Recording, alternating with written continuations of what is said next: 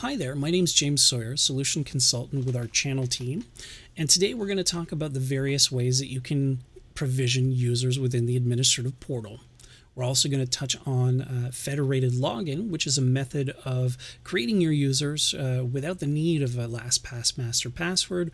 They would just authenticate with your existing ID provider, and we're going to show you how simple it is to onboard your users using our administrative platform. Let's get started. This is the user section of the administrative platform. Say you wanted to manually create some users. Well, it's as simple as going up to Add Users, putting in the email address, first name and last name of the person that you would like to create, and click Add Users. Alternatively, you can use a CSV file with that information to upload users in bulk.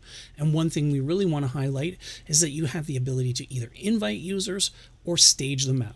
What does staging mean? Well, say you have 100 users, but you don't want to have them all activate at the same time because it could generate some tickets.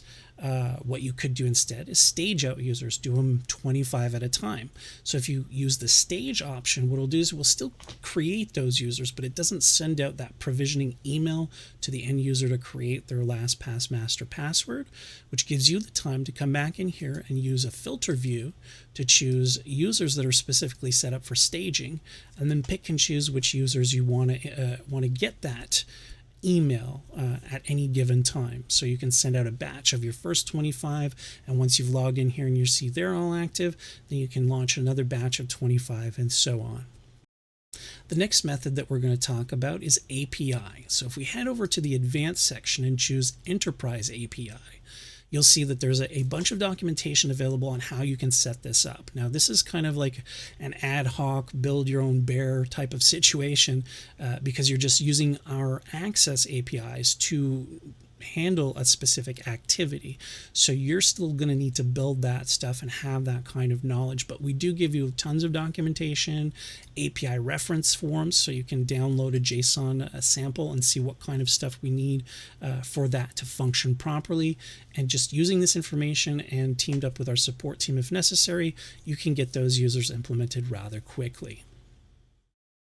The third method we're going to talk about is directory synchronization. So if we head back over to users and choose directories, you'll see that we list a bunch of different providers. So say an on-premise AD or Azure AD or Okta, OneLogin, Google Workspace, Ping One, whichever one of these is your identity provider, you can either synchronize using just some basic information and allowances online, or in some cases like an on-premise AD, you might need to download an AD connector and install that on a specific server.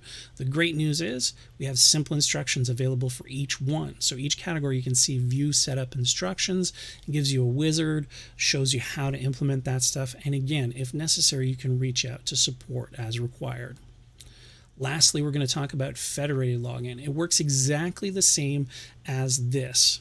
You're still synchronizing a directory, but it might be from an ADFS server instead, or if you're using, again, any of those other providers, and we still provide you specific instructions and ways that you can fill this information so that it's really a lot easier and quicker to set all this stuff up. And the beauty of these kind of provisionings is it's actually synchronizing your existing users without having to fill in additional forms or anything like that. It's just pulling that information and just making a copy on our platform. It's not overwriting anything. It's just creating copies of those users for access point. Now, with the federated situation, rather than say a regular directory synchronization, users aren't prompted to create a master password because they're just going to authenticate with their 365 user or their ADFS user. So again, a very highly effective use, especially if they're already using federation, to have a much better adoption rate for your end users. And in closing, those were the three methods on how you can provision your users quickly and easily within the platform. And don't forget about federated. If you guys are already federated, that is a great user adoption because they don't have an additional password to create or remember. They just need to remember their main login that they're using for their services on your platform. I've been James Sawyer. Thank you very much, and I hope you have a wonderful day.